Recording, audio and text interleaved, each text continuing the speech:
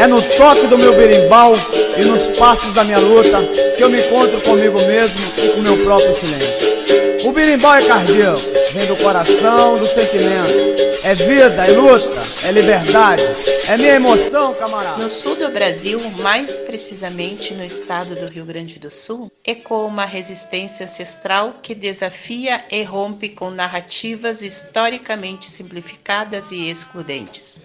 Aqui há mais de 160 comunidades remanescentes de quilombos certificadas pela Fundação Palmares e outras em busca dessa legitimação. Algumas delas estão localizadas na região central do estado, na região denominada como Quarta Colônia. Quarta Colônia de imigração italiana? Não, senhores.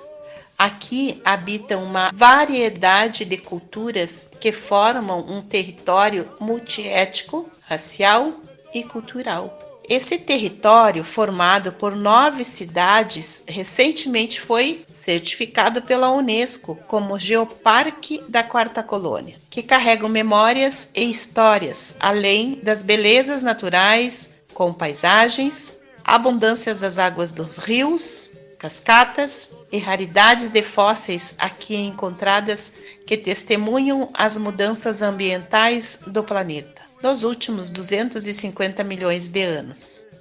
Uma diversidade cultural que resulta dos povos originários, população negra, quilombola, descendentes de italianos, ou seja, uma comunidade de características plurais.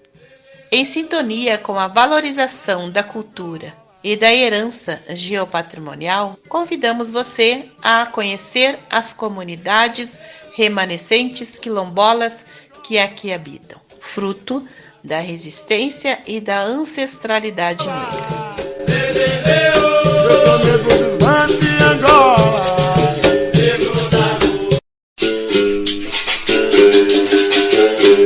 As comunidades quilombolas no Rio Grande do Sul, elas datam desde o período colonial.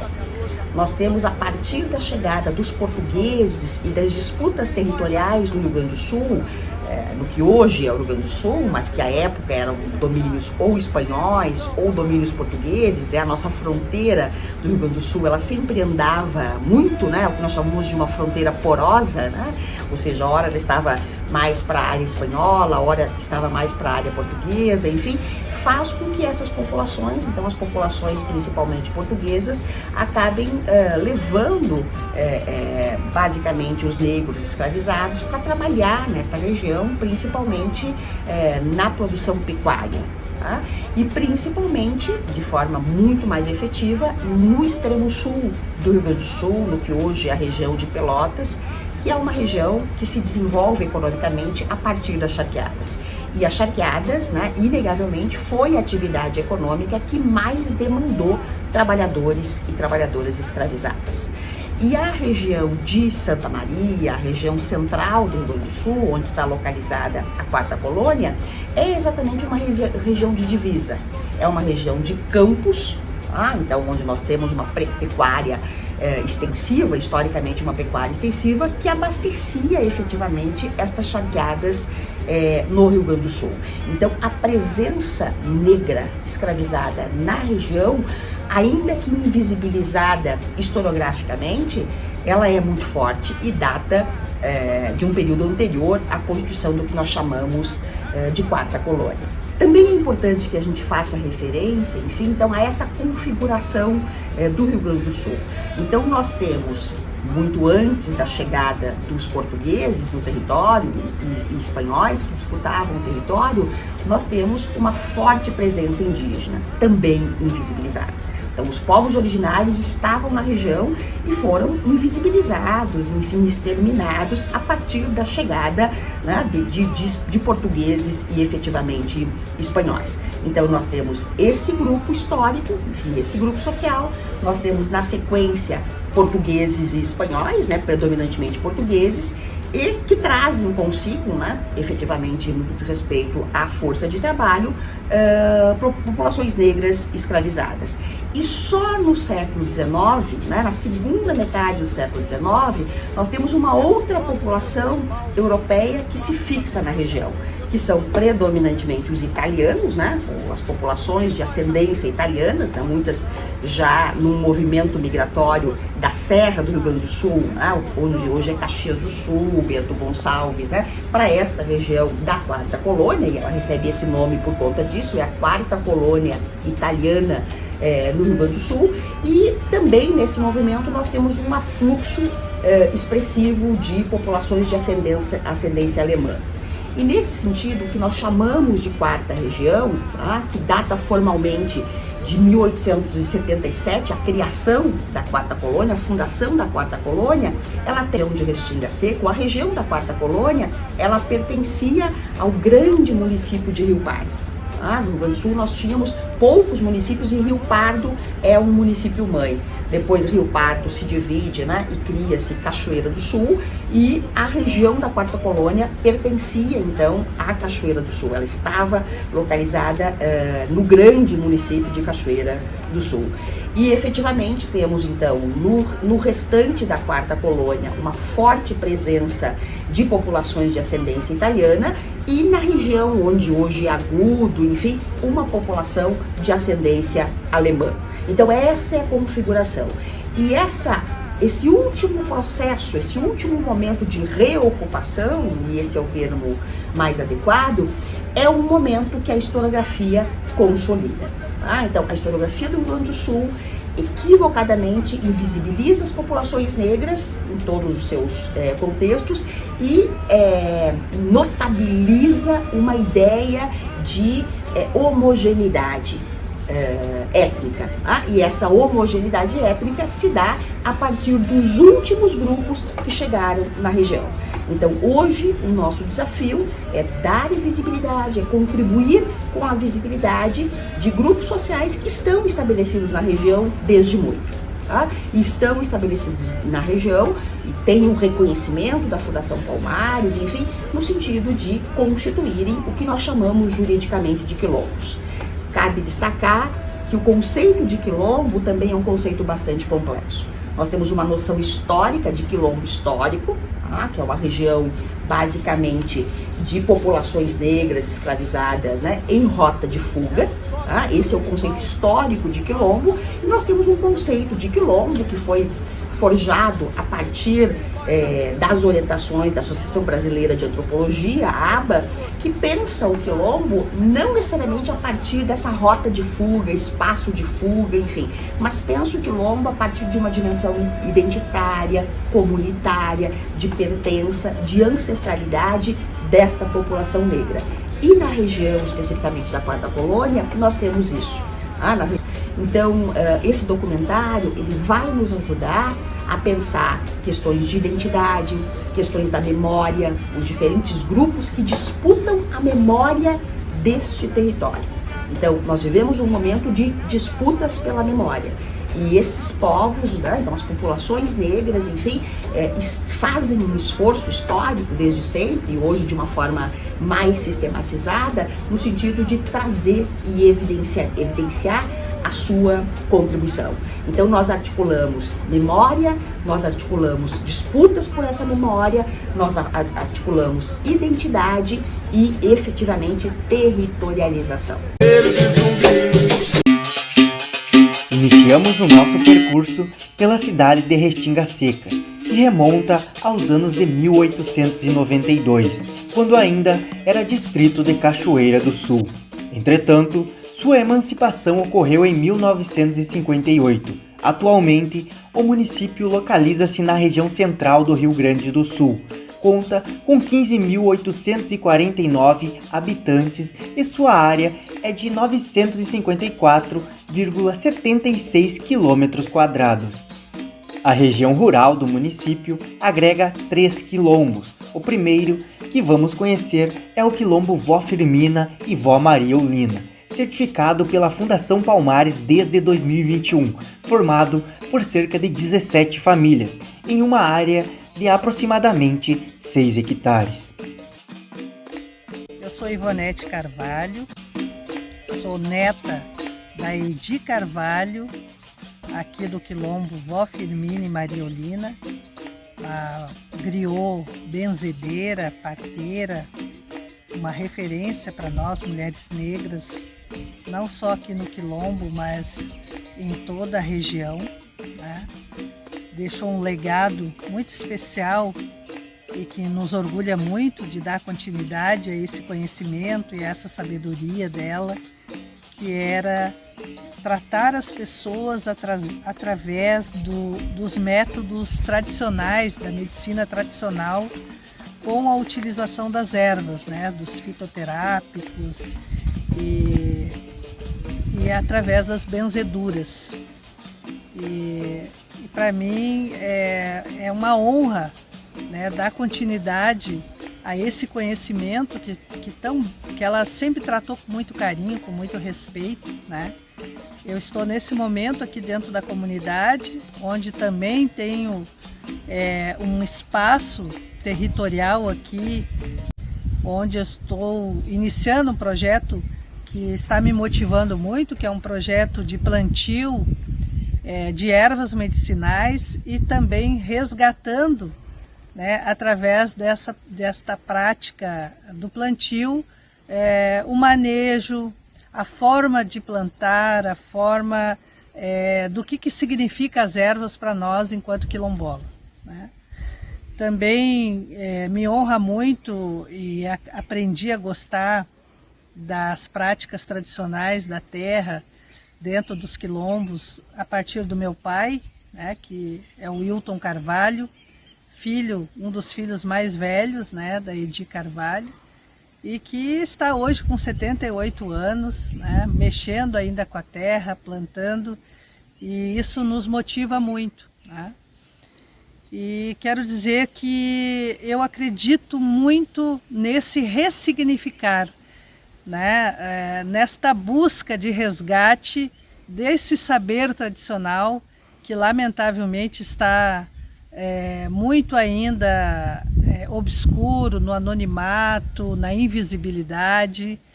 Eu acho assim que, independente de qualquer coisa, se não fosse elas, a gente não tinha chegado até aqui, né?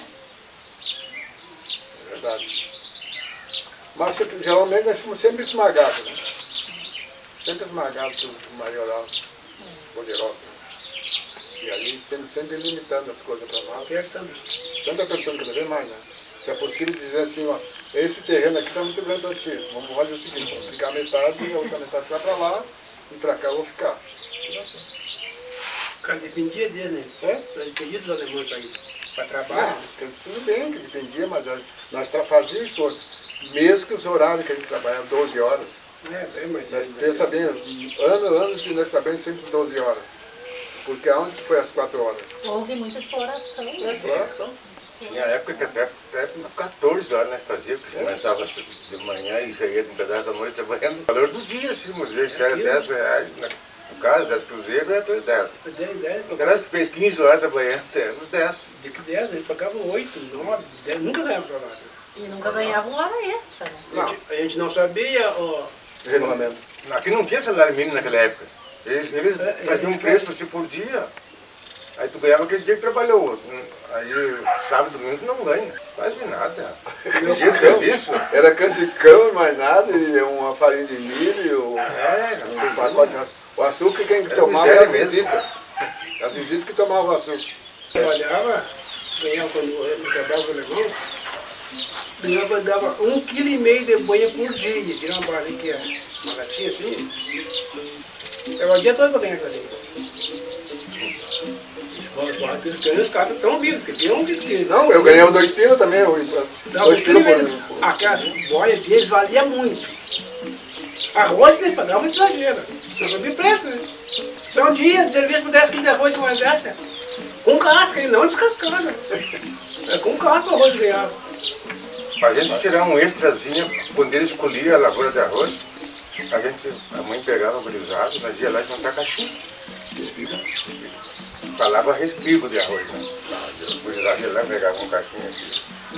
Quando estava um monte assim, na casa, ia de novo. Aí juntavam uns quantos montinhos daquele de noite. Aí de tardezinha botava num pano lá e batia. Pra se soltar, né? Pra trazer pra casa. botava no sol, secava e depois o pilão pegava ele.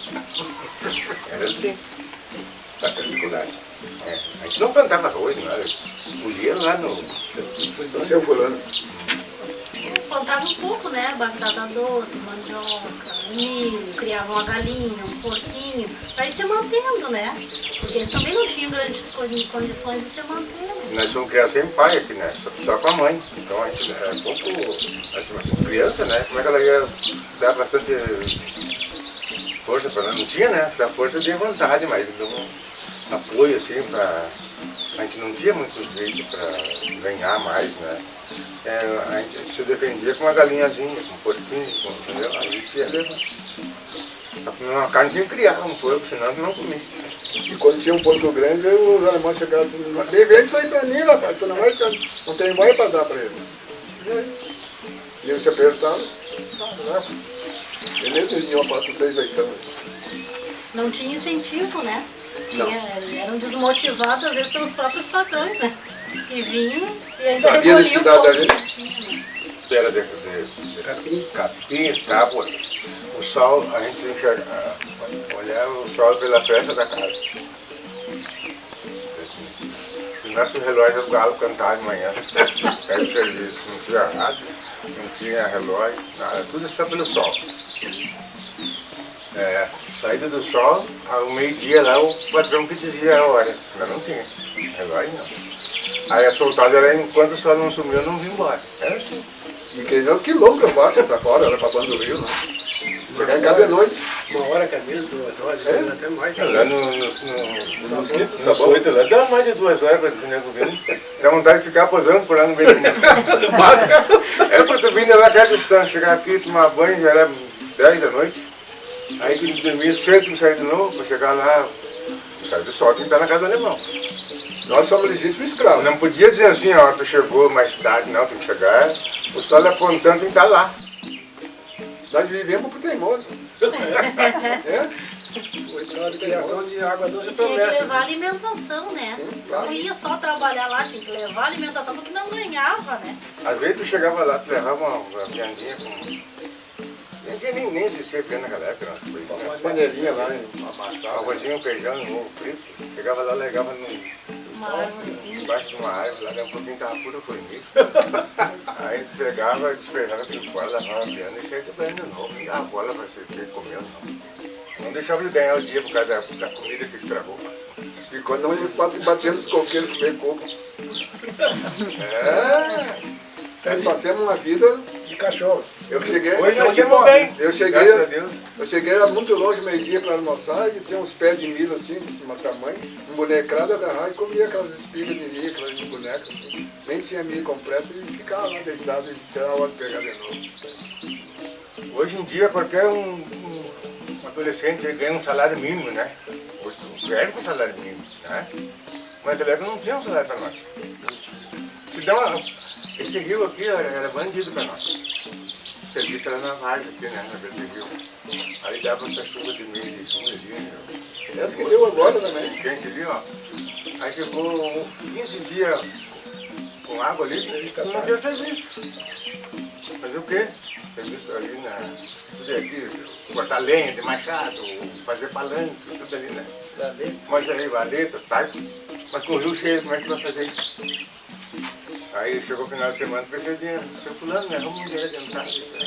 Mas estou me devendo. Não pode ficar me devendo, fulano. Entendeu? É a realidade. E pior que eu, né?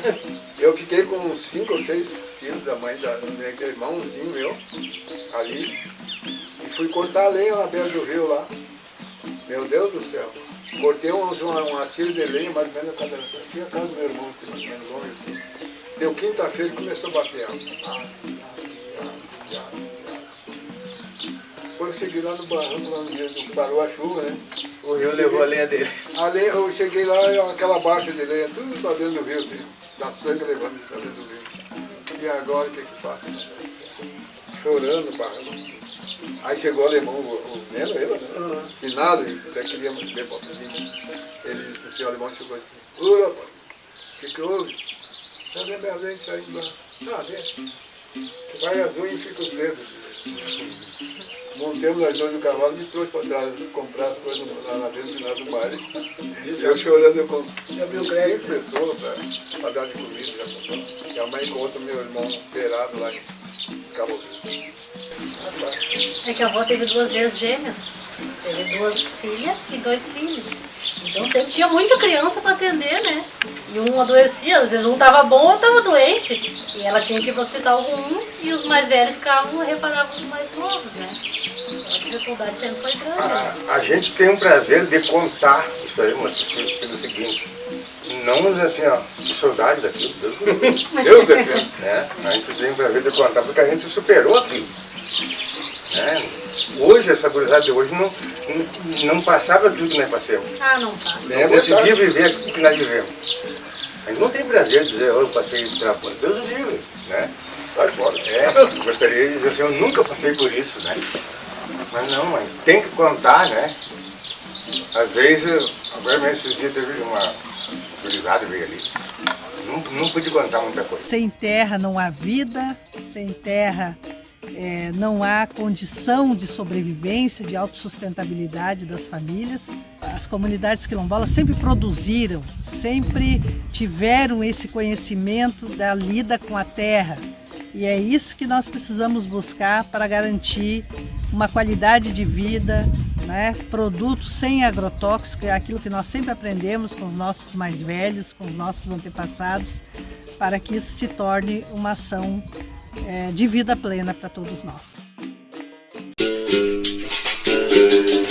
O segundo quilombo é a comunidade quilombola Rincão dos Martimianos. É formada por cerca de 58 famílias que vivem em um território de 96 hectares. 38 anos e sou mãe, avó e tia. Sou neta de Martimiano, bisneta de Martimiano Rezende de Souza. E faz 58 anos que moro nessa comunidade, moro no quilombo. E a minha vida na comunidade começa desde criança, desde pequena, trabalhando na roça, ajudando meu pai. Meu pai me ensinou, minha mãe, a fazer todo o serviço da casa quando eu era pequena ainda, que eu era a filha mais moça, para cuidar dos meus irmãos mais novos. Então, desde pequena, 8, 9 anos, que eu venho trabalhei na roça com meu pai, cortando lenha e mato, plantando arroz, plantando milho, mandioca, fazendo toda a lida da roça junto com meu pai e com minha mãe. E quando minha mãe saía para ir para trabalhar com meu pai, eu ficava em casa cuidando dos meus irmãos.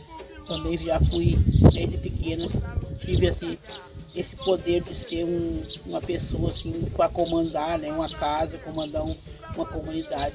Foi aí que começou tudo. Depois, quando eu me casei, e aí quando eu tinha a minha filha mais velha com 3 para 4 anos, veio o pessoal na comunidade, uma faculdade de Santa Maria, para fazer um levantamento da comunidade, de reconhecimento das comunidades quilombolas.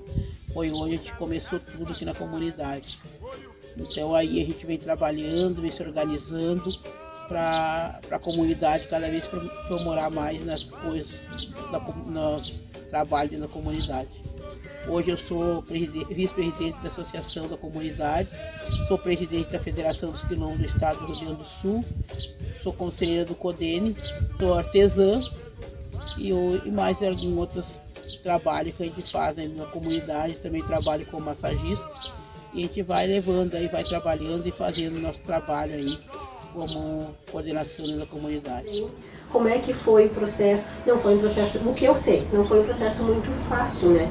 Foi bem difícil, porque alguns dos moradores aqui não aceitavam, né? Porque o que aconteceu, na verdade, o que eu sei da história do nosso quilombo.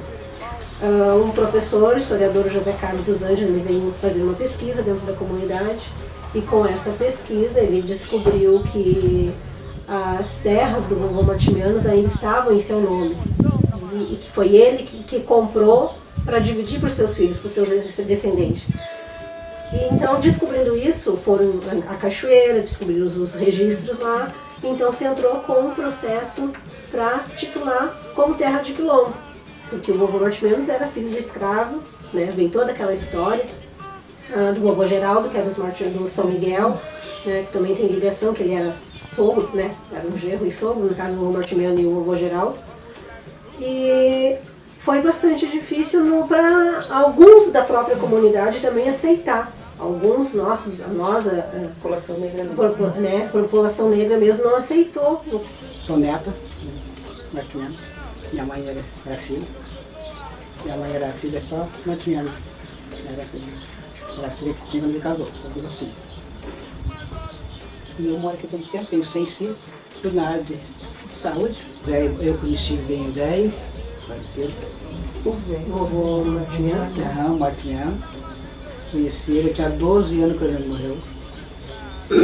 Já lembro bem dele, do jeito, tudo como ele falava gritando, a mãe gritando, Matheus, vem cá. Ela não era veludo, né? E ela mesmo, a mãe, porque ela falava lá em cima daqui, tu ouvia a fala dela. Aí então, aquele tempo eu voltei para a escola com 12 anos. Eles achavam um absurdo tirar 5 famílias que produziam daqui e só faltou dizer, né? E deixar os negros que não produzem aqui. Eles queriam tirar nós daqui e deixar 5 famílias brancas porque eles produziam aqui dentro. Eles chegaram a fazer essa proposta. Fizeram essa proposta. A gente fez o trabalho todo aqui dentro da comunidade. Então, assim, ó, eles batiam porta, eles fingiam que não via a gente, eles faziam horrores.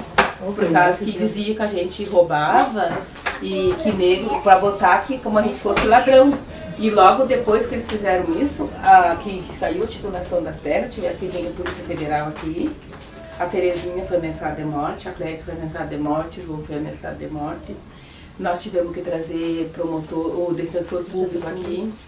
Nós tivemos problema com água aqui, potável, e daí nós já vivemos da terra uma vez. Nós já vivemos da terra, quando a gente era criança, quando eu era criança. Desde 9, 10 anos eu trabalho na terra.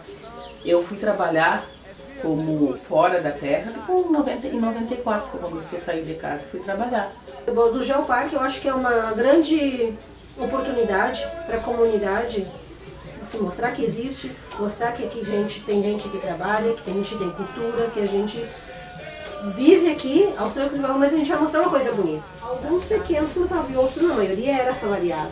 Então foi difícil a comunidade, o município aceitar. E hoje a gente tem ainda, respinga tipo um certo preconceito, vamos dizer assim, né, com a comunidade.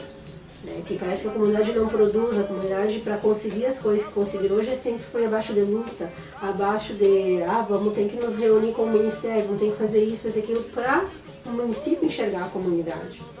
Foi bastante complicado, mas eu entendo que isso é uma herança que a gente não pode deixar ficar esquecido e passar para os nossos filhos, passar para os nossos netos, eu já tenho netos, passar de geração em geração, né? Eu sei que a minha neta, amanhã depois, ela vai ficar moça, mas ela é a herdeira disso aqui tudo. Ela vai poder viver aqui se ela quiser viver. Aos poucos a comunidade ainda está se organizando. Não está organizada ainda, mas ela está se organizando. Está buscando firmar as raízes daquilo que a gente herdou.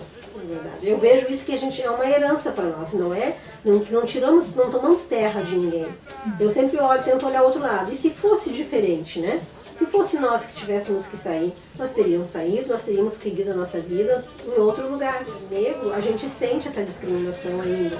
Hoje, aqui dentro da comunidade, tem alguns que ainda não dizem, eu moro na comunidade quilombola. Não se aceitam ainda, sabe? Mas a maioria, graças a Deus, já entendeu que a gente não tem que ter vergonha do nosso passado. A gente tem que ter orgulho do nosso passado, a gente estuda, a gente trabalha, a gente não tem o que se envergonhar do que aconteceu. Porque foi tudo dentro da lei, foi tudo dentro direitinho. Essas terras não vieram parar, se a gente não roubou de ninguém. Eu vou sempre dizer, a gente não roubou de ninguém. Foi nos dados como herança. Então... Não tinha calçado, nós tínhamos um tamanquinho, botando no pé, nós não tinha roupa bonita, como tem hoje, bota tudo de marca, nós não tinha nada disso. Ninguém dava roupa para ninguém, agora tudo dá. Mas tinha tudo para sacrifício. Tudo para sacrifício. Eu criei assim tudo para sacrifício. Trabalhava na roça toda a vida. Nunca trabalhei em casa de família, assim. Só em casa, só na roça.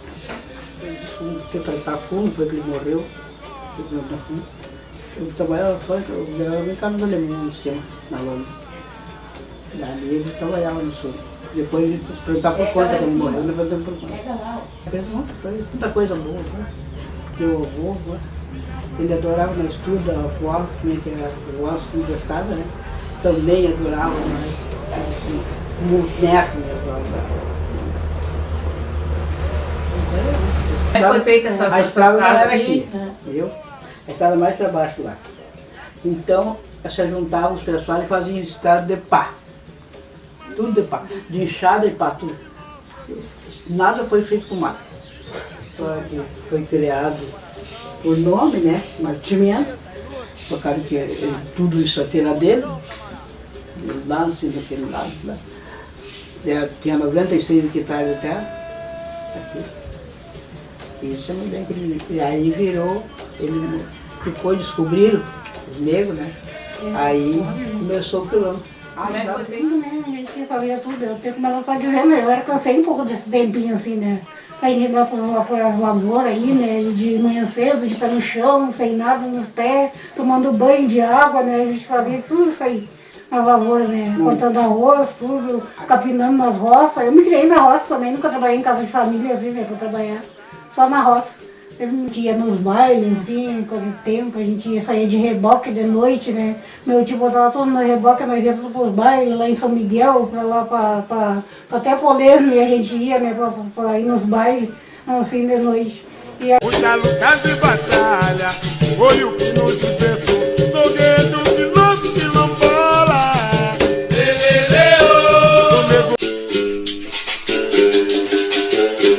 Já o terceiro quilombo é a comunidade quilombola São Miguel dos Pretos. É formado por mais de 200 famílias, que vivem em cerca de 46 hectares territoriais. 56, nascido e criado nesse município, nesta comunidade.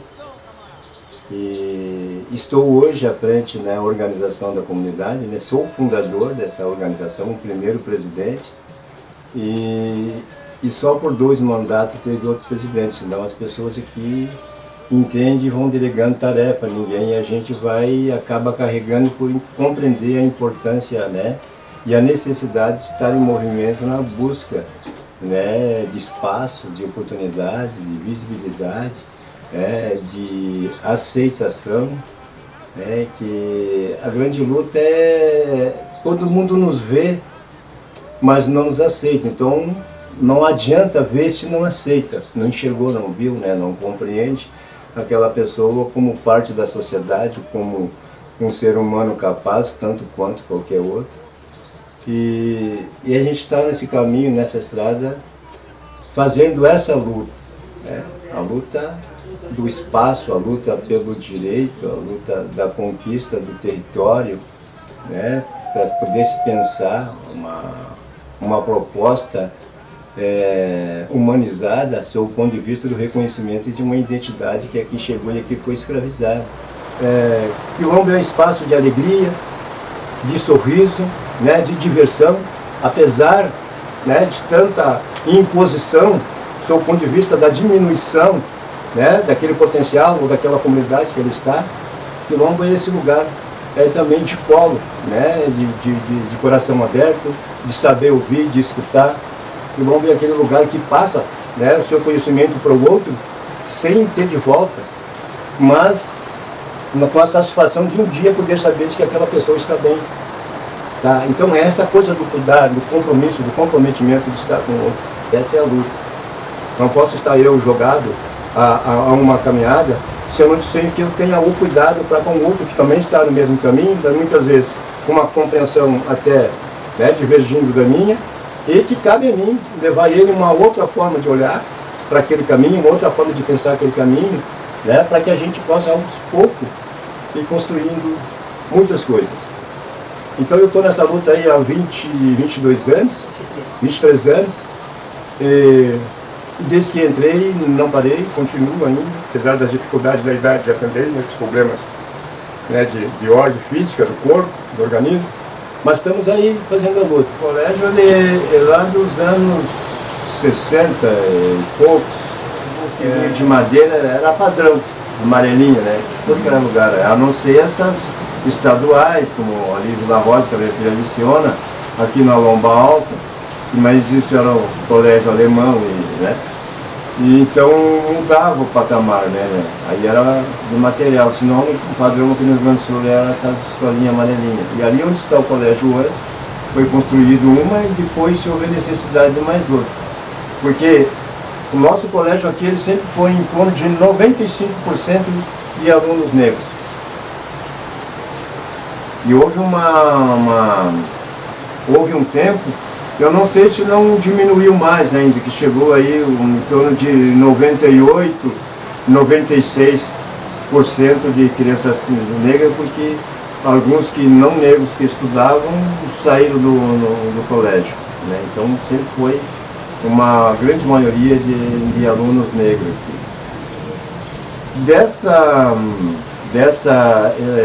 Dessas duas escolinhas, depois houve a necessidade de ampliar, né? Aí entrou um prefeito aí italiano, que já era mais, se relacionava melhor com os mais antigos da comunidade, que tinham conhecimento mais da dificuldade da comunidade. E ele entrou construindo o primeiro colégio material. E depois dali, na sucessão dos outros prefeitos, veio o aumento do colégio. Aí está no espaço que está. O ginásio é uma conquista da comunidade, uma luta. À época, o senador Paim esteve aqui na comunidade por 2 vezes. Uma vez com a ex-ministra Matilde Ribeiro, depois de uma outra vez que ele teve com o pessoal do gabinete, foi quando ele deixou uma emenda aí de R$100 mil para nós, para construir esse ginásio que hoje está ali no pátio do colégio.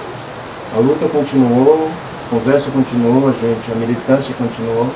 A gente construiu relação com o deputado, hoje ministro Paulo Pimenta, indo a Brasília, visitando os gabinetes, falando um pouco da realidade da comunidade, dizendo da importância de muitas estruturas que até então não tinha, como o ginásio era um, mas a grande demanda mesmo era a questão da saúde, né, que tudo se resolvia ali na cidade, e muitas vezes tu ia e voltava sem a consulta porque não tinha mais ficha e estava fora do horário, etc. Né?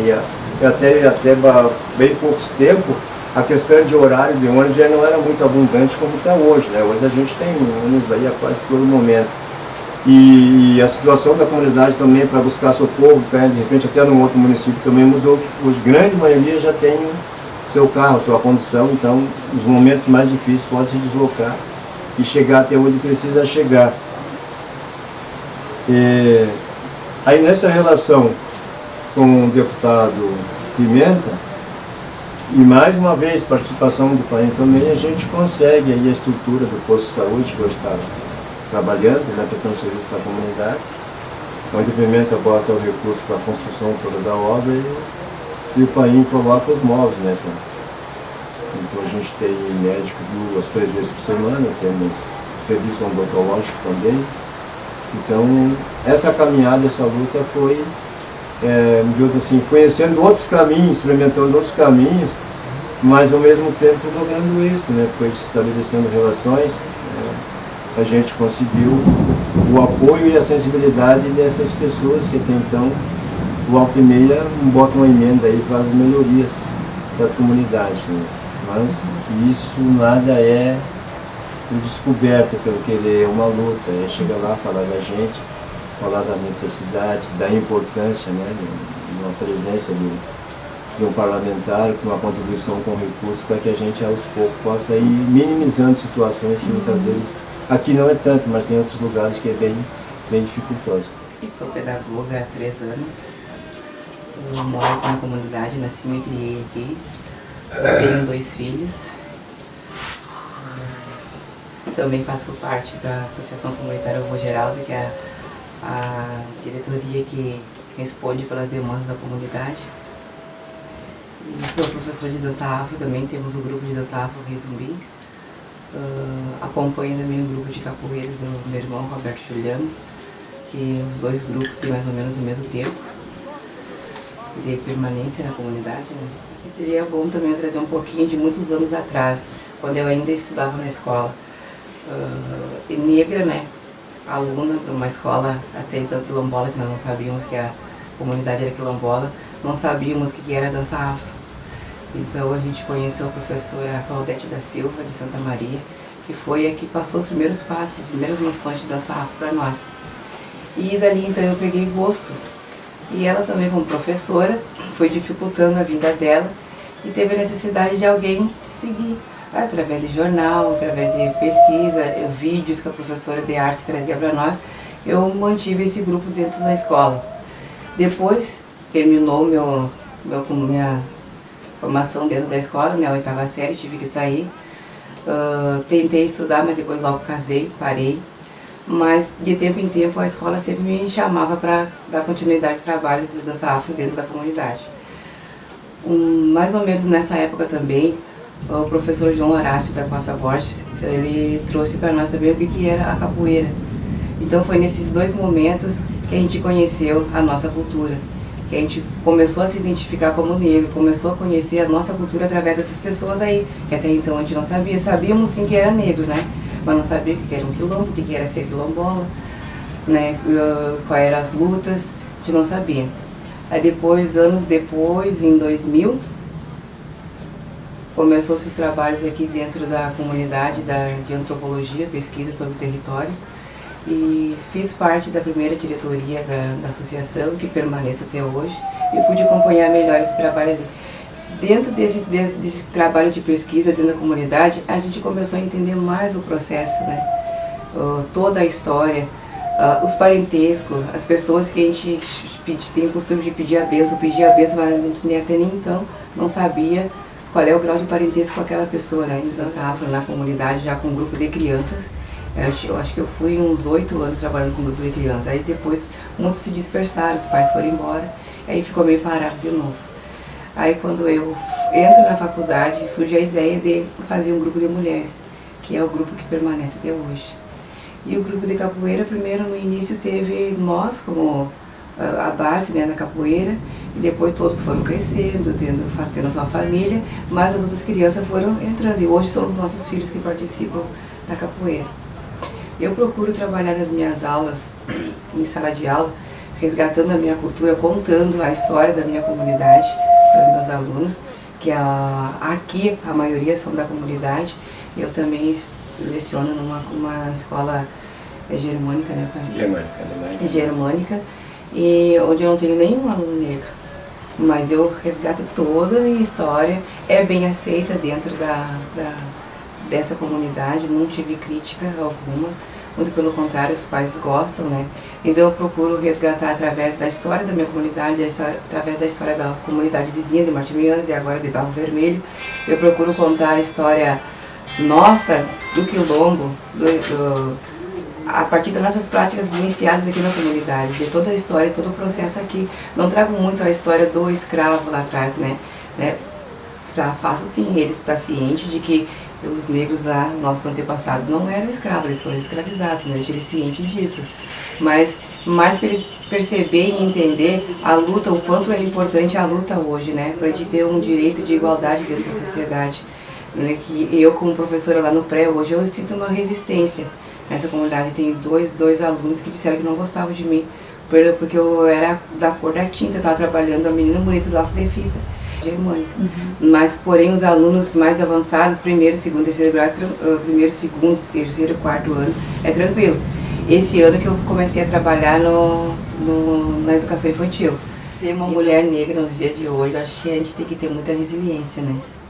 Tem que ter bastante persistência, tem que ter bastante luta, tem que ter bastante compreensão. Adoro a minha cultura. Muitas vezes, na maioria das vezes, sou questionada porque eu trabalho tanto esse tema. Eu falei assim, porque eu quero entender mais. Eu sei, mas ainda não sei tudo. Até porque ninguém sabe tudo. Mas ser uma mulher negra, para mim, acima de tudo, é ser uma mulher que luta, que tem perseverança, que quer buscar aquilo que realmente identifica ela, através da dança, através das palavras, através do gesto, através do estudo, através do falar, através dos movimentos, através do caminhar. No meu berimbau e nos passos da minha luta, que eu me encontro comigo mesmo. O Quilombo Vovó Isabel está localizado no interior da cidade de Nova Palma. O quilombo tem cerca de 2 hectares de extensão territorial e nele vivem mais de 30 famílias. Ficamos quase um ano e pouco a comunidade decidindo, vamos fazer assim, assado. Até na questão também do nome da associação.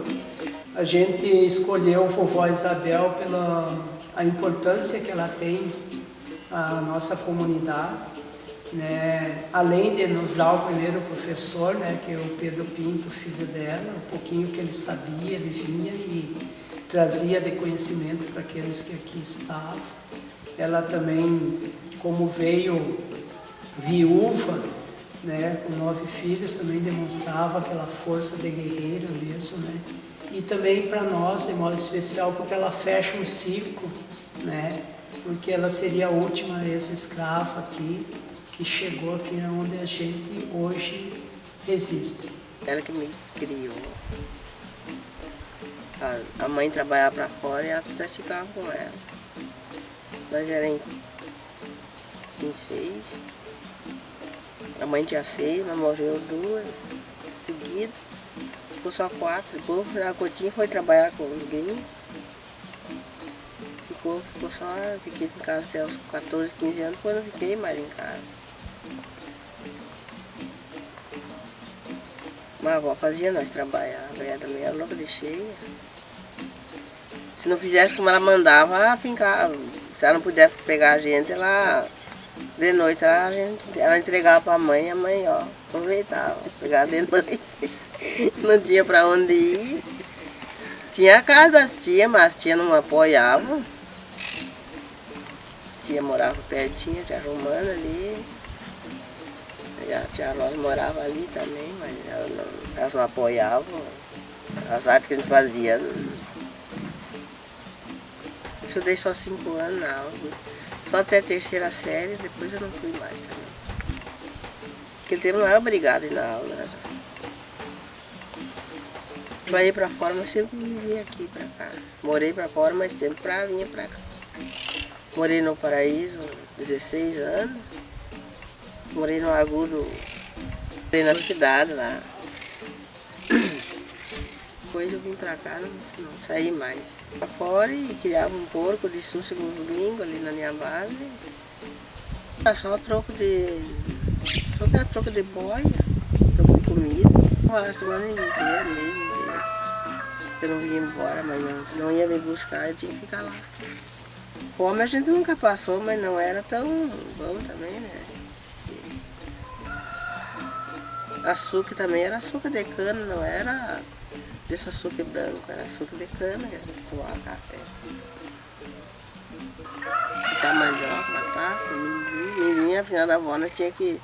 Ela fazia cova, mas não podia comer um grão de amendoim, já dava pra lá, enchar na cabeça. Tinha que ir bem quietinha plantando amendoim. De vez em quando ela dava uma olhadinha ainda, se não estava comendo. A partir dessa criação, como eu disse, a gente, então, vamos homenagear ela, colocamos o nome da associação, o nome dela.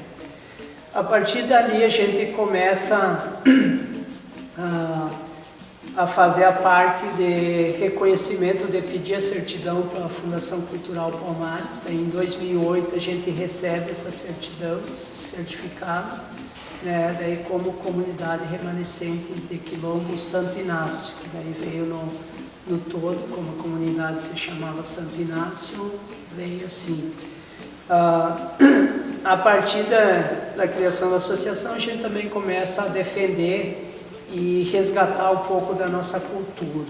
E como eu disse antes, a gente apenas era um povo e nem a nossa própria identidade, muitas vezes a gente já tinha meio que esquecido, por conviver bastante com os italianos, de modo especial, né, que nos rodeiam.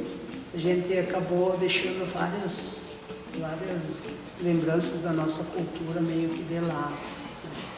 Então, aí criamos em 2010 um grupo de capoeira, né, para nos dar essa visibilidade, né, de dizer, de fato lá, Santo Inácio lá tem o povo negro ali.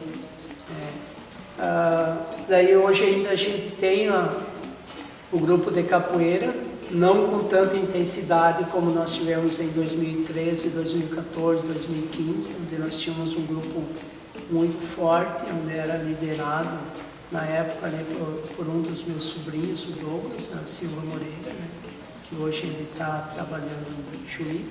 Ele se distanciou um pouquinho, a gente acabou perdendo um pouco dessa nossa capacidade.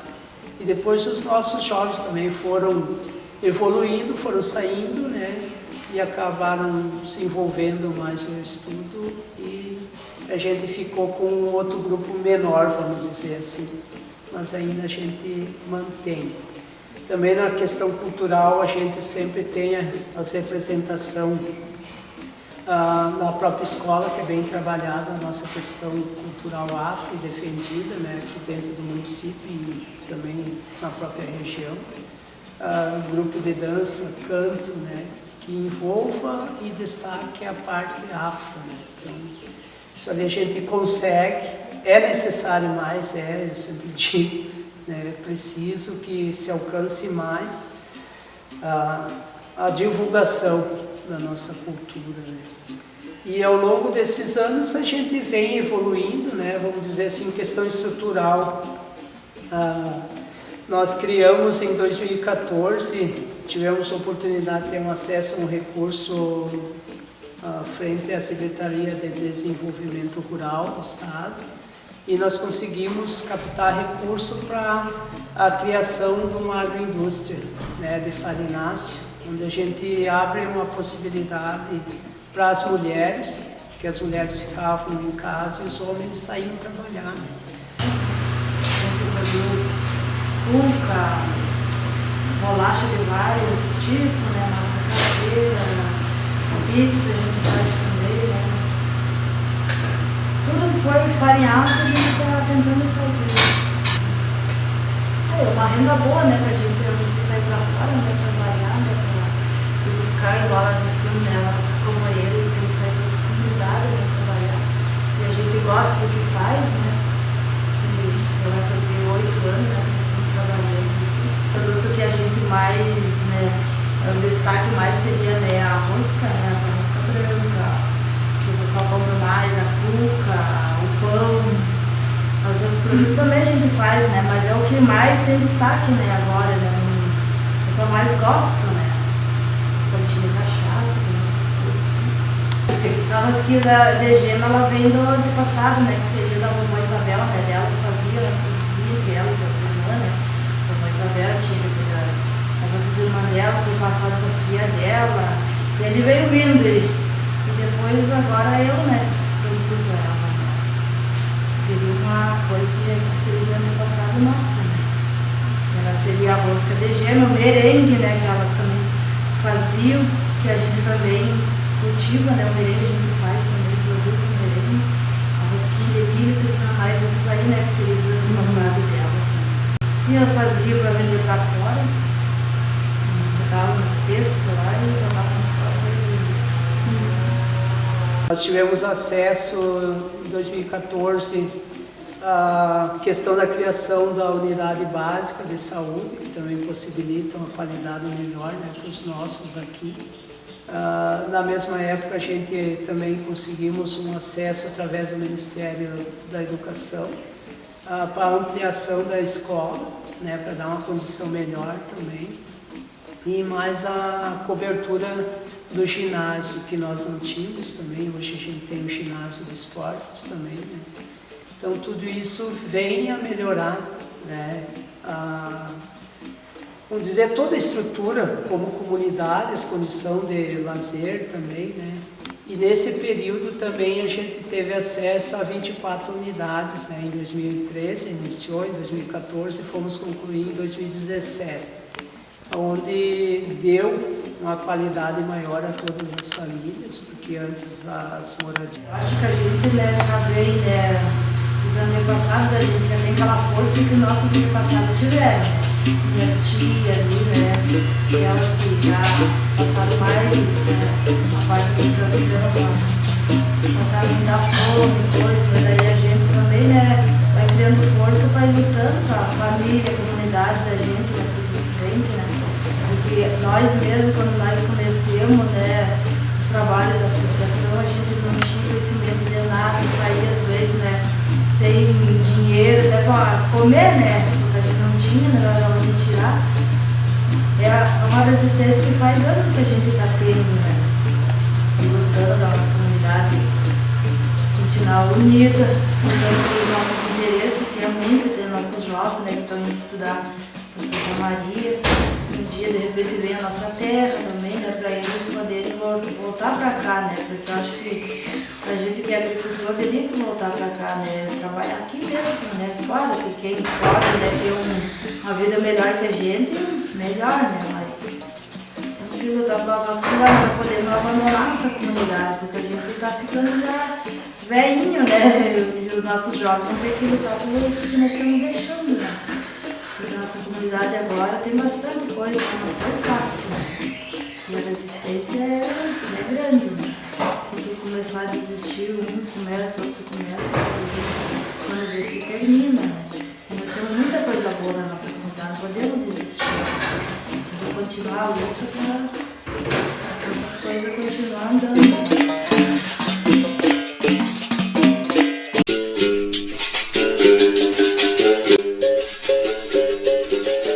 É no toque do meu berimbau e nos passos da minha luta. A história do município de Dona Francisca remonta aos idos de 1882, embora sua emancipação municipal só tenha ocorrido em 1965, com uma área territorial de 114,149 km² e sua população está estimada em 3.079 habitantes.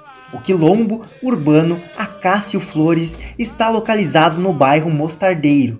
A organização do coletivo como comunidade quilombola começou em 1993, com a criação do grupo Afrolinguere, e depois, em 2019, se tornou Associação Remanescente Quilombola Acácio Flores e foi certificada em 2021 pela Fundação Palmares.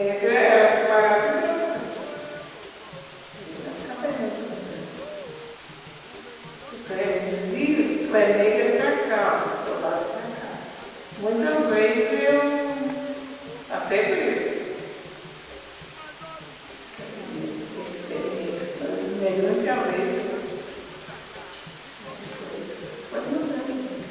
perguntam bastante, porque eu fico alegre assim, de ver as pessoas se falarem que não podem, falarem que é inútil, eu tenho meu orgulho de ser. Cuidar das crianças, ir na roça.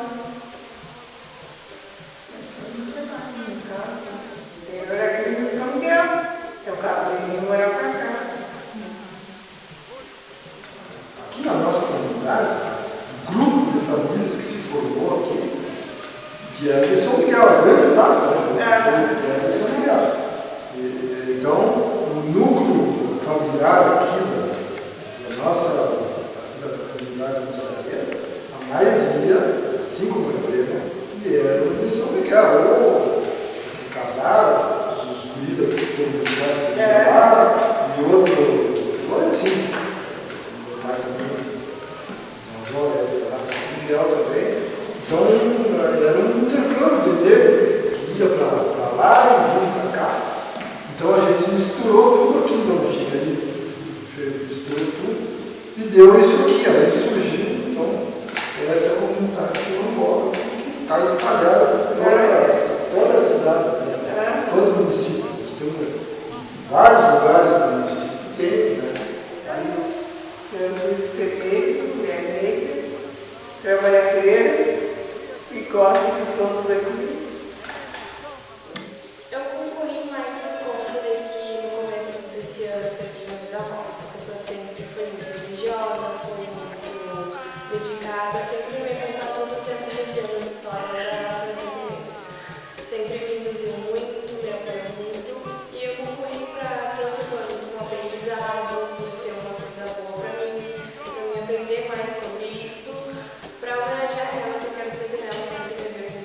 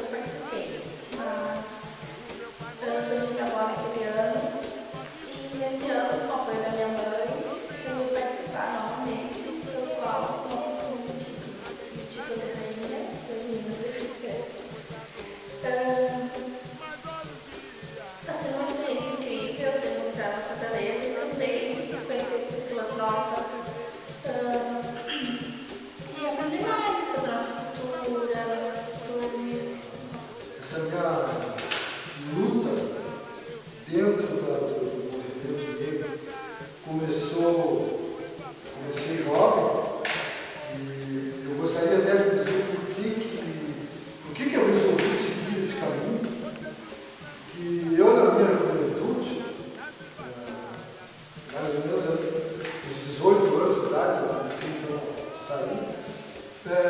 Numa ocasião, junto com um grupo de amigos, nós fomos num baile que tinha um clube francês.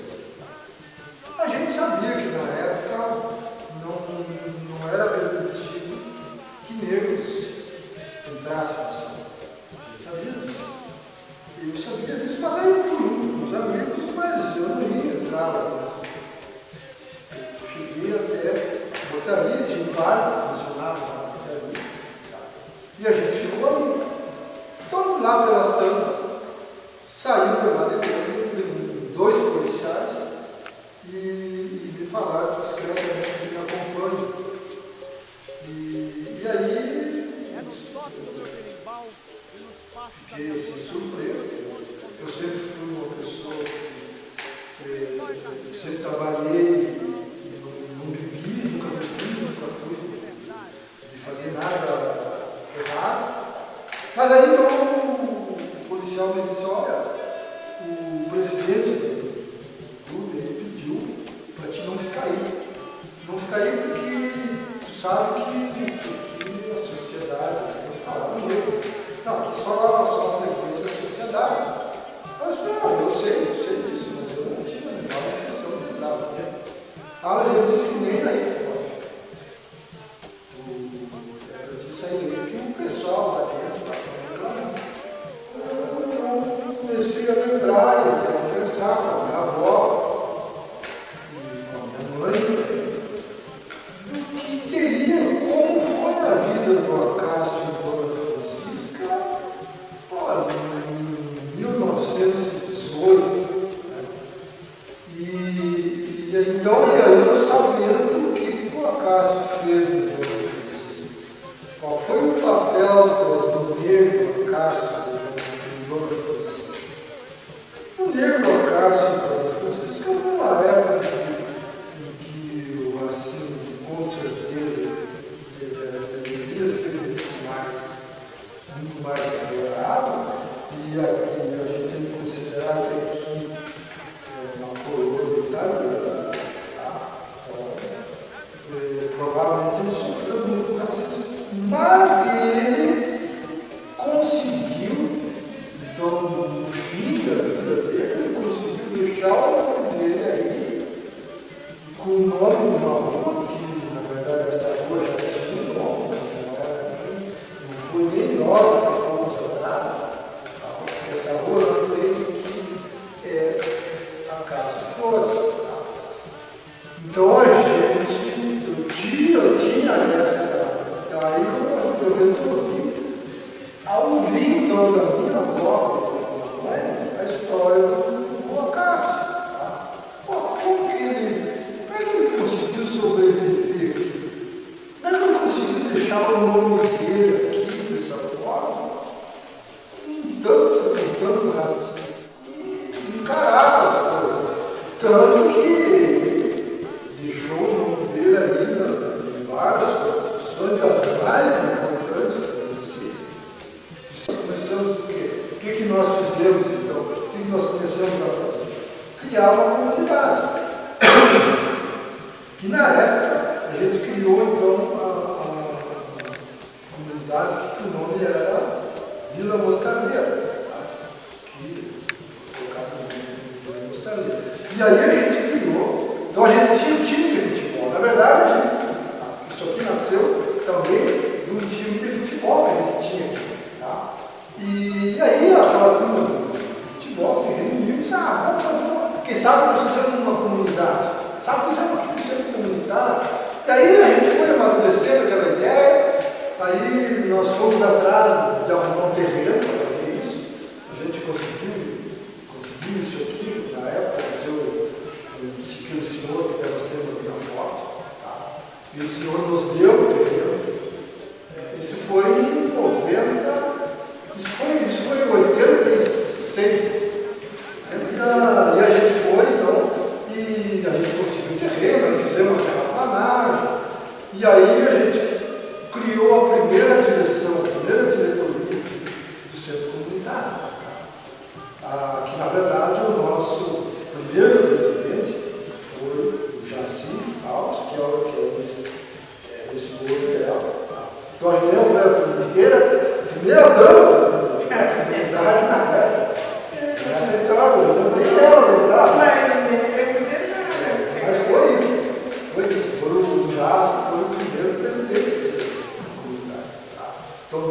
Aí então tá, a partir de quando a gente começou a trabalhar aqui com comunidade, a gente foi atrás das coisas. Aí então em 90 o prefeito da época já tinha conseguido algum material, porque a nossa ideia em princípio era apenas fazer um lugar para você se reunir. Inclusive a gente pensava em fazer um negócio fechado com um costaneiro. A gente nunca pensou em ter um espaço assim, tá? Era muito modesto para pensar. Mas aí na época o prefeito resolveu fazer um prédio para nós, tá? E foi feito aqui, um prédio. Depois em 2014, então a gente desmanchou e aí construiu isso que está aqui. Tá? Mas a gente teve uma longa caminhada. Isso aqui começou em 86, depois em 93, então a gente criou então o grupo Miguel, que aí então era para a comunidade negra mesmo. Aí nesse grupo Miguel a gente tinha então dança afro, o nosso forte era dança afro. Todo mundo era para a comunidade isso aqui.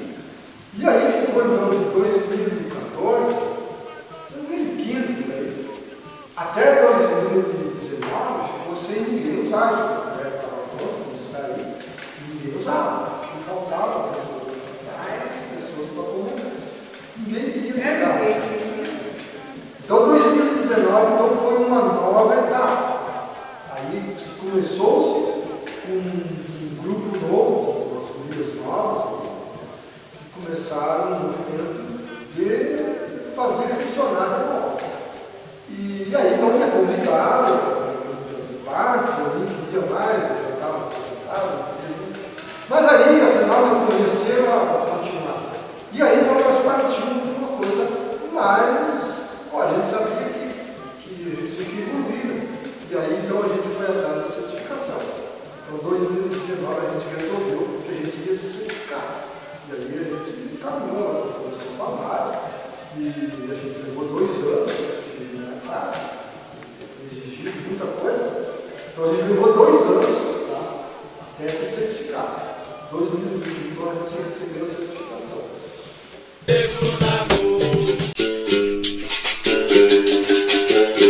O município de Faxinal do Soturno foi emancipado em 1959.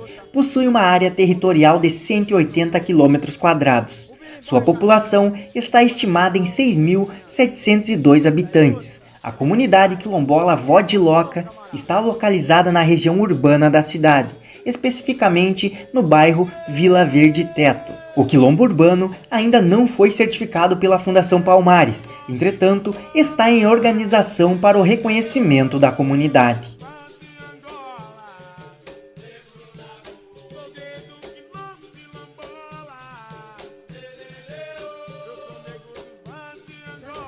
Eu faço parte de um movimento de reconhecimento de um povo, chama Vó de Loca, né, que essa senhora é uma negra muito antiga que criou muita gente em Faxinal, né, e por isso é o nome Vó de Loca, e tem bastante parentes na Verde Teto. O movimento aqui é muito lento, porque vem de um povo muito embranquecido.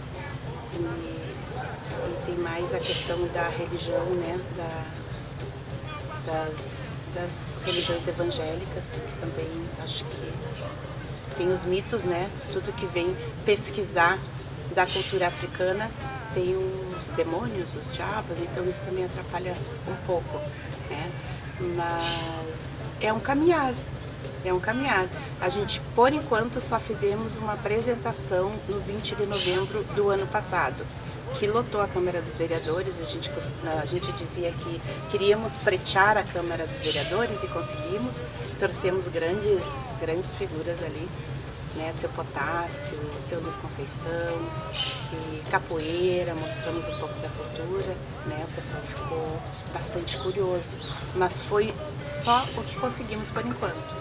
Agora a gente está com uma pesquisa ali, tentando fazer com que um dos netos da Vó de Loca consiga ir até um cartório de registro para buscar documentos, né? Para que se prove que tem uma vertente do povo quilombola, né?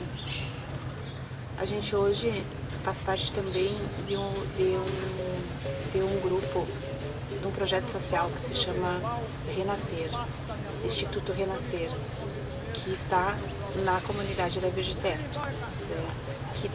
Que esse também já está mais avançado, porque tem esporte junto, né? Então está mais avançado e através dele eu acho que a gente vai conseguir mais coisas, né? Neste meio, nessa busca.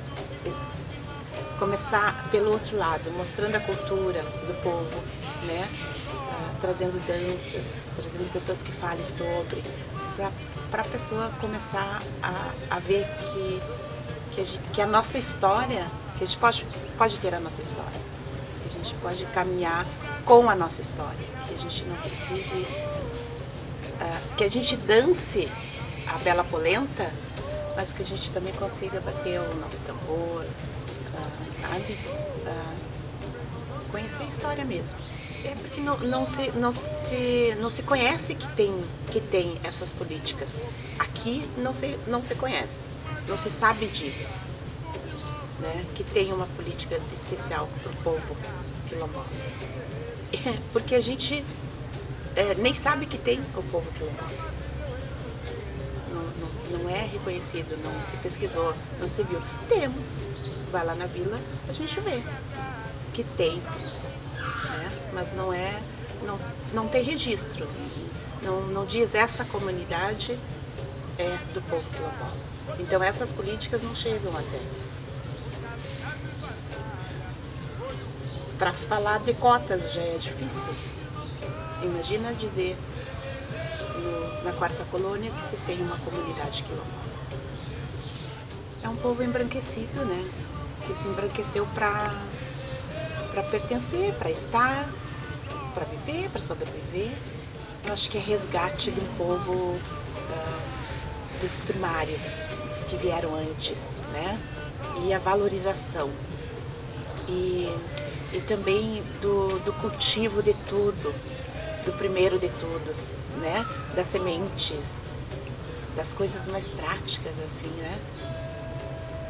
Do caminhar mais devagar e que a sociedade pode dizer, aquele povo não é preguiçoso, aquela é a cultura deles, né? Aquela é uma cultura. E mostrar e ter essa força, dizer, estamos aqui, precisamos ser vistos como nós somos mesmo, não como uma pintura, né? Mascarados, como não, vocês precisam ser trabalhadores, ágil, estudar, sim. Vocês precisam ser isso, mas com que condições? Como fazer isso? Não é só dizer para esse povo que eles têm que ser. Eles têm que ter condições. Eu gostaria muito de ver muito melhor. Com mais igualdade. Que o povo pudesse caminhar com as suas vestes, sabe? Vestido de gente. É isso. Porque é muito ruim. Por exemplo, eu chegar e olhar para minha mãe e ver que minha mãe fala italiano, fala alemão, estudou até a admissão que era na época, sabe? Mas trabalhou a vida toda de empregada doméstica, né? E não que isso não seja digno, mas pelo tanto que ela estudou, de repente já poderia ter tido um outro trabalho. E ao mesmo tempo olhar para ela e ver o quanto ela é embranquecida, o quanto ela não gosta de falar. Uma vez a gente dizia, a mãe é racista. E a gente foi olhar, ela não é racista.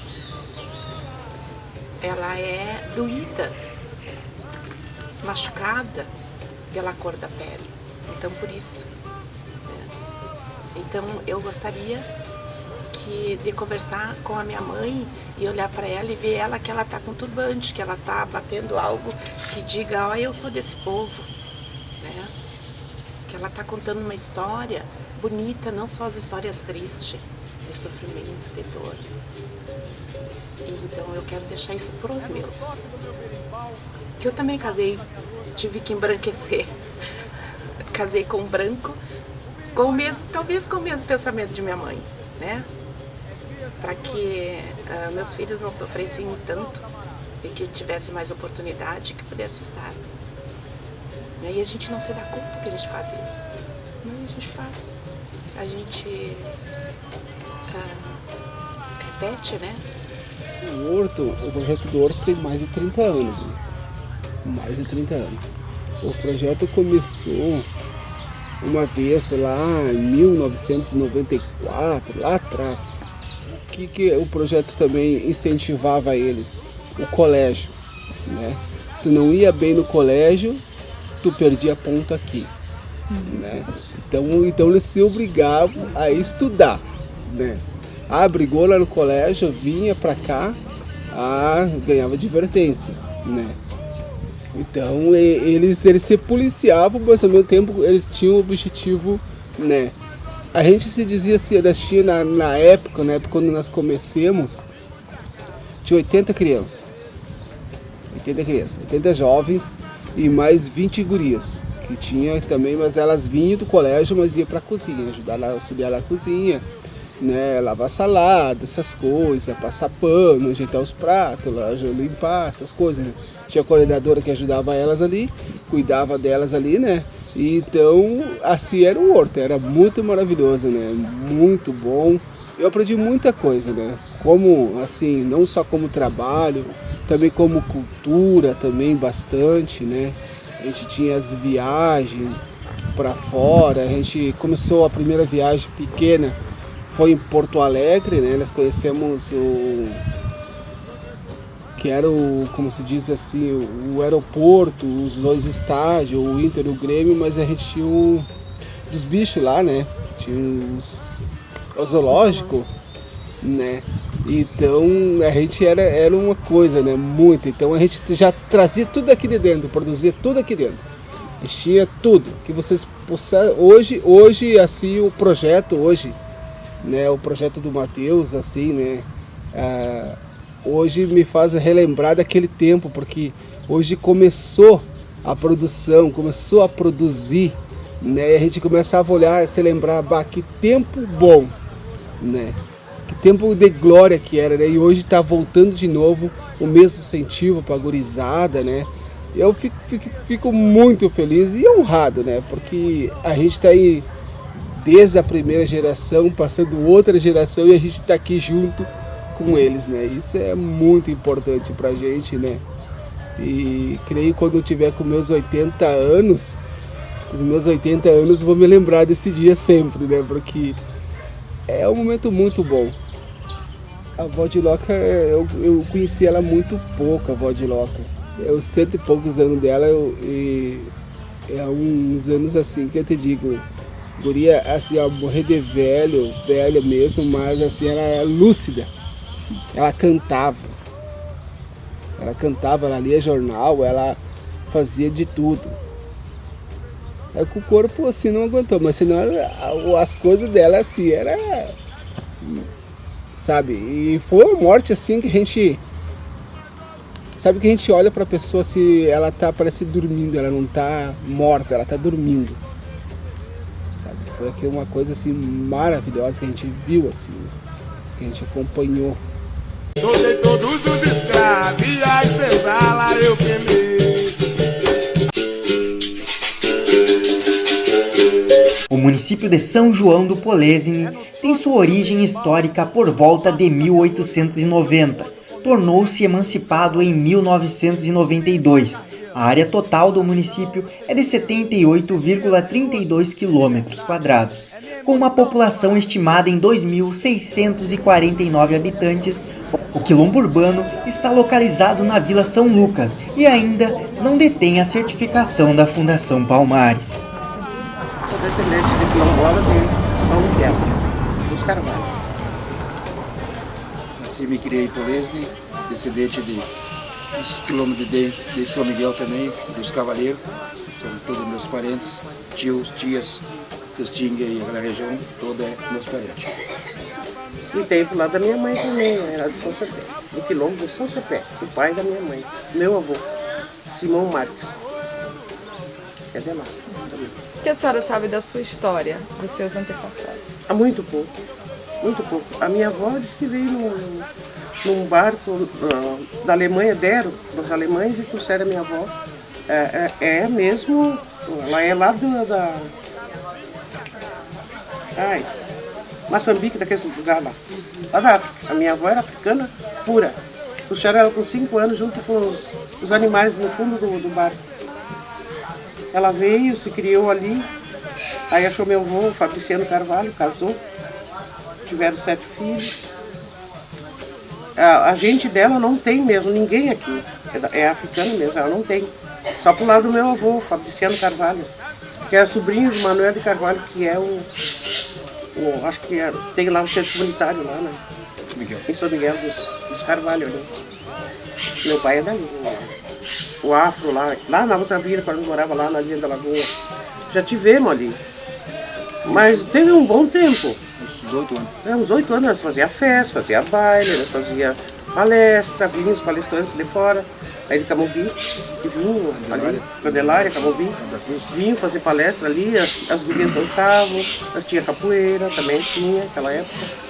Mas depois foi ficando no esquecimento, né? Quando passou asfalto, passou pertinho da minha casa, assim, não tinha como mesmo, né? Ficar lá. E não tinha lugar adequado para as crianças brincar. Era uma luta nossa também por causa disso, né? Um colégio perto, uma quadra para eles brincar, um campo para eles jogar. E assim sempre foi a nossa luta, né? Não, agora aqui lá de trás ainda. Pegava gente lá, né? E muito para dos acidentes, com criança, bastante criança, né? E a gente tinha aquele lago perto, a gente sofreu também com um acidente dentro da família, né? Aquele menina, né? Aquele lago lá, né? Por causa das coisas que saíam, né? Das casas, banheiro, essas coisas, né? Tava poluindo demais aquele. Porque eu me criei ali, tomando banho naquilo ali. Quando eu cheguei ali, eu tinha 3 anos, eu vim do Ciolim, eu tinha 3 anos, saí dali, cheguei aqui com 57 anos. Aqui em cima. Aqui em cima. O prefeito construiu 92 casas, mas depois tem no fundo, tem várias casas no fundo. Acho que tem mais, passou de 100 anos. No caso, nós ganhamos a nossa, para a nossa, aqui tem mais 2, que as filhas casaram. Atrás dessa casa aqui tem 2 casas. Casou, aí estão as filhas morando. Tem família, minhas filhas moram. As filhas. No caso, nós estava com vontade, eu disse, quem sabe nós vamos lá no Rincão Santo Inácio, vamos conversar, vamos ver como é que funciona, como é que faz, para poder ver os papéis e isso, aquilo, assim, vamos tomar a iniciativa e vamos lá ver. Até na escola também, ano passado eu estava frente a 4, 5 anos. Tive lá. Aí eu queria fazer uma visita lá no Quilombo para levar as crianças também um pouco, para saber, né, um pouco mais da história, né? E daí não conseguimos levar eles lá, porque questão de transporte. Daí, esse ano aqui eu tô querendo, como eu tô à frente das escolas, eu tô querendo levar as crianças lá também um pouco para saber, porque, tipo, as crianças daqui são meio leigos, né, nessa parte. Como nas escolas, o certo é ser trabalhado o ano inteiro, mas não é trabalhado. É só trabalhado só no dia 20, da semana do que pega o dia 20. E no ano passado eu disse, gurias, meu ver, não se trabalha só no dia 20, porque o negro não existe só no dia 20. Ele existe o ano inteiro. A vida toda. Eu disse, como é que vai ser trabalhado só uma vez no ano? Ah, mas a gente tem mais conteúdo, você trabalha? Sim, com certeza. Isso é um conteúdo que faz parte. Porque faz parte da história do Brasil. Do mundo, bem dizer. Faz hoje parte. A população negra é a maior do Brasil, né? A primeira vez disseram pra ela que estava no aqui, 5 anos. Aí disseram pra ela que a cor dela era feia. Não queria sentar perto dela porque ia manchar. Daí conversamos com ela ali, ela não queria mais pra aula. Ah, não queria mais pra aula. Não queria mais. Tá. E na escola, conversei na escola com a diretora, né? Tá, não aconteceu. Depois, quando ela estava no 7º ano, o colega disse pra ela, chamou ela de nega suja, nega preta suja. Tá. Fomos de novo na escola, conversando com a diretora. Isso aí vem do meu tempo também, era assim. Aí quando ela estava no... Me faziam isso pra mim, eu partia pro pau. No nono ano, um colega disse pra ela que ela tinha cabelo de bombril. Ela tinha cabelo de bombril e disse que ela não era nada. Aí daquele dia eu disse, não, chega, porque não, não é só tu que sofre, é nós todos que sofremos. Ela chegou chorando em casa. E ela chegou chorando e ela queria se pintar, ela queria dizer, mãe, não, foi na 5ª série que ela queria dizer, mãe, eu não gosto dessa cor. Eu quero me pintar de branco. Eu disse, o que eu vou fazer? Vou ter que botar tinta? E até eu briguei com ela. Eu vou cortar meus cabelos. Tenho muita influência da minha avó. Eu tenho bastante, então tento seguir buscando formas assim de mostrar para muitos que a gente também existe, porque eu vejo que falta um pouco disso. E por que eu tenho que mudar? Por que eu tenho que mudar em favor dos outros? Por que eu não posso ser eu? Por que eu não posso ser essa cor, desse cabelo? Eu gosto muito, muito mesmo de ser negra. Eu tenho orgulho da minha pele. Já passei 2 vezes, aconteceu racismo comigo, mas mesmo assim isso não me incomoda, porque eu me orgulho da minha pele, eu adoro o jeito que eu sou, eu amo o meu cabelo, eu adoro fazer penteados no meu cabelo, eu gosto muito de me arrumar. Eu tenho um orgulho, muito, muito orgulho mesmo de ser negra, porque eu penso na minha cabeça que não é por conta que eu sou negra, que eu vivo numa quarta coluna praticamente cheia de italianos e brancos, que isso não significa pra mim que eu não vou ser nada quando eu crescer. Porque pra mim, eu vou conseguir alcançar as minhas metas e eu vou alcançar os meus sonhos. Do meu berimbau e nos passos da minha luta. O município de Silveira Martins tem uma história que remonta aos idos de 1877. Contudo, sua emancipação ocorreu em dezembro de 1987. A área territorial do município é de 119,284 km². Sua população está estimada em 2.365 habitantes. O quilombo está localizado na área urbana da cidade, denominado como Vila Brasília. O quilombo não é certificado pela Fundação Palmares, mas está em processo de certificação. A Vila Brasília, na época em que eu era pequena, ela já era bem povoada, com casas de taipa, casas de pau a pique, bastante com capim. Não era casa de alvenaria que nem é hoje. Hoje não tem uma casa tapada com capim na Vila Brasília. Mas naquela época a maioria das casas era tapada com capim. Pouca tábua, não tinha calçamento, não tinha, era bastante arborizada, né, porque não era, né, mas que tinha bastante gente, tinha bastante gente já, ela era bem povoadinha na época, e tinha um grande açude ali, tinha um grande açude que as crianças se divertiam ali, brincavam naquele açude, tinha quem pescava, lavavam roupa, tudo acontecia ao redor daquele açude, tudo.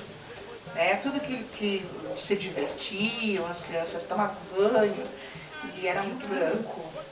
Ele enxerga a Vila Brasília como marginal, né? Qualquer coisa, é os negros da Vila Brasília, né? É o negro que faz. Agora o branco pode fazer, não acontece nada com o branco, não falam nada. Agora o negro, não, ele é massacrado, entendeu? Então, isso aqui acontece muito aqui, acontece sim, sabe? O negro ele é bastante massacrado, mas o branco fazendo ele não, sabe, fica quietinho, é velado,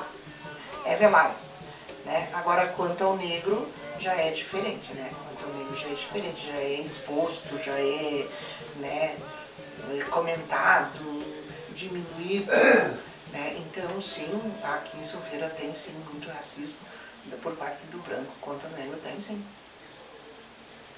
Bastante.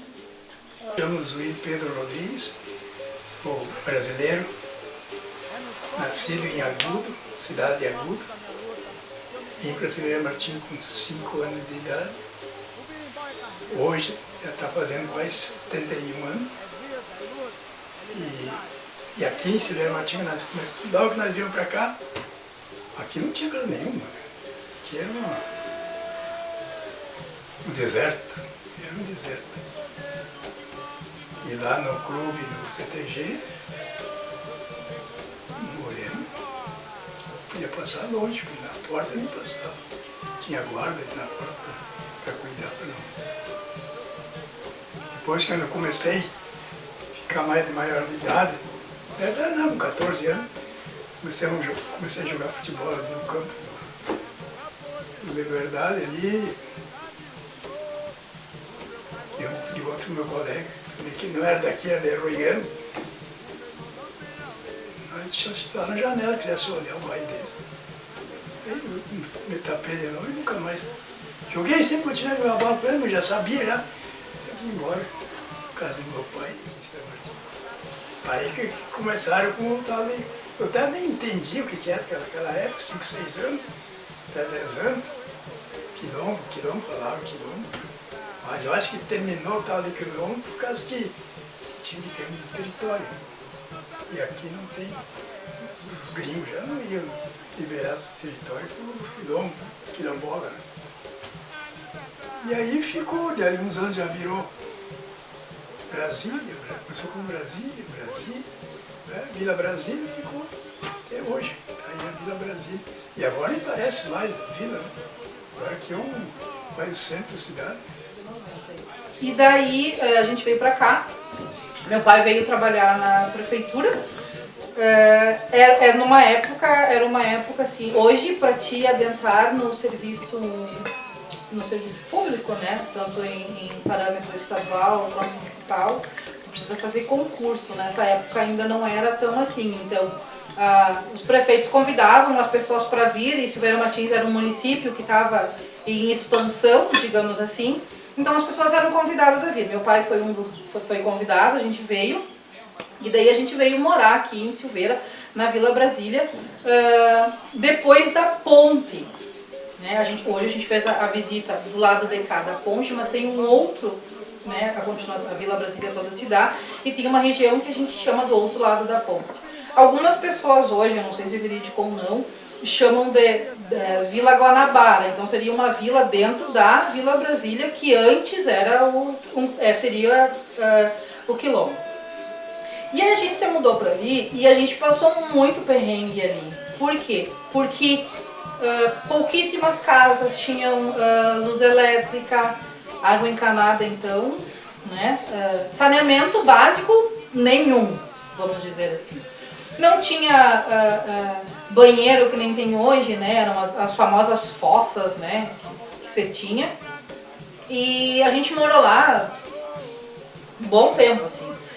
E a gente saiu de lá e veio morar para o outro lado da ponte, porque tem um rio que passa ali e toda cheia aquele rio subia. Então, não era nada normal a gente estar na escola e o pai e a mãe trabalhavam e a gente ia para a escola. Quando a gente chegava, chovia, a mínima chuva, tava tudo embaixo da água, você perdia tudo. Aí o pai cansou dessa situação e daí a gente veio morar no outro lado da ponte, onde a água não chegava tanto, não tinha ruas, não tinha, as ruas que tem hoje lá não tinham, elas eram inexistentes, eram tudo picadas, né, as famosas picadas ou trilhos. Na descida ali de casa tinha um riozinho, né? Então quando chovia, né, que a gente ia para a escola, aquele riozinho enchia, a gente tirava o calçado, passava o rio, ia para a escola, botava o calçado. Aos 6 anos eu já ingressei na escola, a escola que era antigamente das freiras, eu não sei dizer com precisão se nessa época já era do estado, mas eu acho que sim, acho que já era, né? Já era, o Bom Conselho já era estadual. Deixar isso registrado porque naquela época não se tinha conhecimento e da clareza das leis que se tem hoje quanto a direitos, né? Então, assim, Era um racismo muito pesado, uma coisa muito pesada. O meu irmão, o Daniel, entrou comigo na escola nessa época, ele era mais velho e ele não aguentou. Ele desistiu de estudar, ele abriu mão da educação, porque ele não conseguiu lidar com a questão do racismo, do preconceito. E não era um preconceito, claro que o racismo ele era o mais pesado, mas também tinha a questão do racismo social, estrutural. Então assim, olha onde vocês moram, olha a cor que vocês têm, vocês não têm dinheiro para nada. Então foi muito complicado. Mas eu, como adoro desde sempre ser desafiada, fiquei lá, consegui terminar o ensino médio muito... A gente não pode, eu não posso dizer que eu passei por toda essa trajetória saindo dali sem sequelas, porque infelizmente a gente carrega alguns traumas dessas vivências, infelizmente, pro resto da vida. Mas saí de lá. Como o município ele não oferece programas, não oferecia, né? Agora, através da universidade que tem aqui, ainda tem cursos como Progredir. Mas isso é muito recente, então assim, ó, não se tinha emprego, né? A não ser que tu conseguisse essa vaga na base da política, ou algum padrinho que te colocasse numa empresa, né? Os jovens, as pessoas, os moradores da vila não tinham essa oportunidade de emprego. E quando eu falo de emprego, eu falo de emprego que te assegura, de carteira assinada. O que sobrava para a Vila Brasília? O que sobrava para nós? E eu falo para nós porque eu, dos 12 anos de idade até os 19, trabalhei na lavoura. Então, para nós sobreviver e nos manter, nós tínhamos que arrancar feijão, quebrar milho, não tínhamos outra coisa para fazer. Então, se a gente queria adquirir alguma coisa, comprar alguma coisa, um móvel, ou ter de repente, vou fazer um churrasquinho, uma comidinha melhor e tal, ou então aproveitar para colocar as contas em dia, então o pai tirava nós da escola naquele período, né, da safra, e nós íamos todos os filhos para a lavoura, e daí a gente trabalhava lá, para poder no final de semana receber aquele dinheiro, que também não era nem uma fortuna, né? Pra gente poder se manter. A Vila Brasília também, durante muito tempo, eu nunca participei, mas ouvi falar. Hoje não é mais tão atuante, mas tinha uma associação de moradores que mas ela nunca foi atuante de forma independente. Essa associação, infelizmente, sempre esteve atrelada a algum partido político, alguma situação política, porque atividade nenhuma dentro da comunidade. Eu acho que uma vez por ano só, e daí eu não vou saber dizer para vocês se é a associação ou se é um time da Vila Brasília que é bastante atuante, tem bastante títulos aqui e fora também, já tem títulos fora, participa de campeonatos fora, e esse time é da Vila. Eu não sei dizer para você se é a associação ou se é esse time que no final de ano promove uma ação que contempla daí crianças carentes, eu acho que ali na época do Natal. Minha família separou. Quilombo retrata para mim o sentido, a conotação do quilombo é a afirmação da identidade, né? A nacionalidade, a partir de uma miscigenação desse estado, né, preconceituoso e racista, ela é a afirmação da identidade africana, portanto a identidade negra, que aqui chegaram para fazer aquilo que todos até então negam e não querem reconhecer, para fazer com que essa terra tornasse-se produtiva. A semente que veio no cabelo das africanas, cabelo de nossas negras, é que jogada nas entranhas dessa terra, faz a gravidez produtiva desse território. A terra pudesse ser arada, né? E a luta se faz e se forja por esse conhecimento ancestral que chegou. Então, para mim, para além de ser negro, eu vou reproduzir a palavra que a mãe me disse aqui, sabe? Hoje ela conseguiu me emocionar. E é isso. Nós temos que ter muita honra, né? Muita honra mesmo. Se haverá um povo que tem honra, que tem dignidade, é o povo africano. É a ancestralidade que aqui chegou. E apesar dos pesares, de tudo nos for legado, processo de deslinguamento, a deslegitimação do nosso conhecimento e a apropriação de tudo isso, né, para se tornar uma corrente de amarras e dominadora, é que nos faz ter honra na nossa ancestralidade e a honra de estar vivo para poder andar, para poder lutar. Sem a discórdia, sem o ódio, mas levando argumentos que aos poucos, né, vamos introjetando. O ditado que tem aqui na comunidade que é água mole e pedra dura, tanto bate até que cura. Então a paciência, a calma, né, a resistência, o resistir é importante. Porque mesmo que estamos libertos, ainda continuamos escravos. Escravo do nosso compromisso, da nossa responsabilidade de nos resgatar.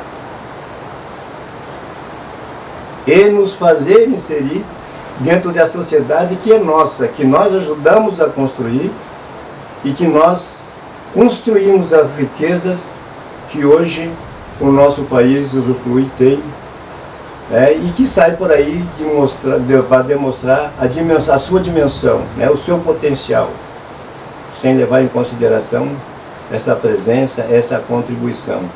Essa é a luta. Quilombo é identidade negra. Foguedo, quilombo, quilombola. Eu sou negro dos bandos de Angola. Foguedo, quilombo, quilombola. Eu sou negro dos bandos de Angola. Fomos trazidos pro Brasil. Minha família separou. Minha mãe lá foi